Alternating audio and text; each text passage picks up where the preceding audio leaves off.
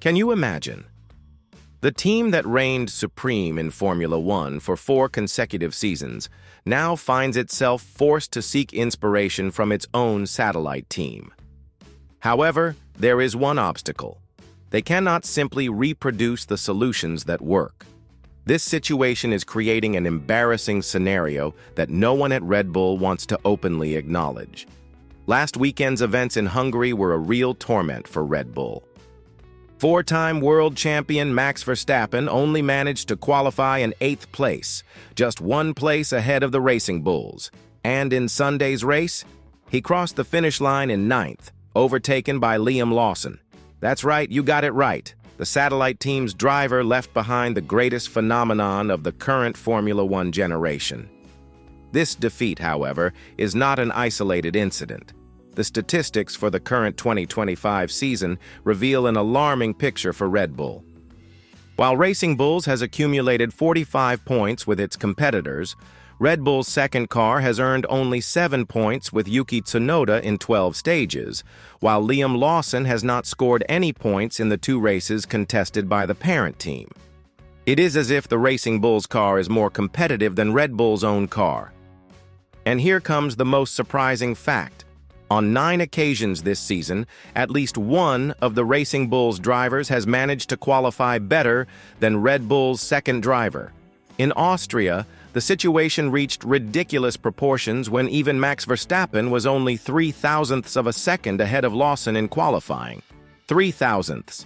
That's practically a technical tie between the 4-time champion and a competitor from the secondary team.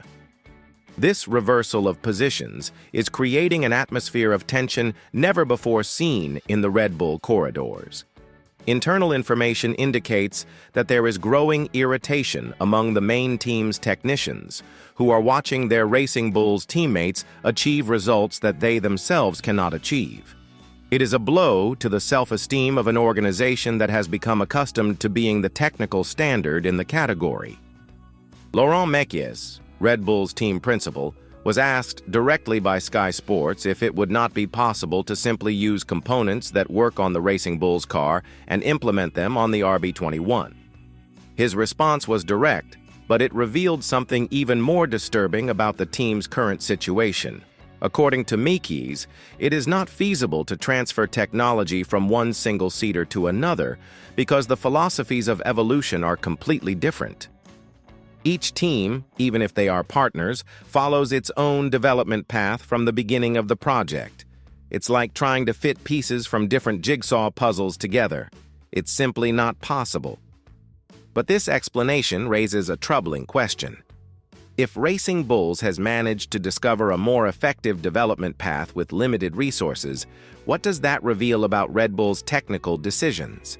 Has the main team lost its way amid so much complexity and forgotten the basic principles that led it to the highest level? The reality is that Red Bull's problems began long before the current season. At the end of 2024, signs that something was not working properly began to emerge. The RB21 was developed following a natural progression from the previous concept, but it seems that engineers underestimated how small regulatory changes could drastically impact the car's behavior. The scenario in Hungary ruthlessly exposed Red Bull's problems. From the first lap of free practice, the team realized that something was fundamentally wrong. Mekies acknowledged that the car simply could not reach the ideal operating window for the compounds, regardless of the configurations tried. And they tried everything. Experiments with both cars, configuration changes, setup modifications, nothing worked. The RB21 remained slow in low and medium speed corners, with no grip and no performance. It was like watching a world champion team trying to solve a puzzle with the wrong pieces. The desperation of the situation becomes clear when we examine the available telemetry data. Red Bull is consistently losing time in all types of corners, but especially in low and medium speed corners. This is precisely the opposite of what we expected from a team that has traditionally dominated these sections of the track. Verstappen, with his extensive 9 years of experience at Red Bull, has become the foundation of the team in this troubled time. Makeys emphasize that having a driver who deeply understands when the car works and when it doesn't is critical. It is the third longest partnership in Formula One history, behind only Lewis Hamilton at Mercedes and Michael Schumacher at Ferrari. But even Verstappen's experience has its limitations.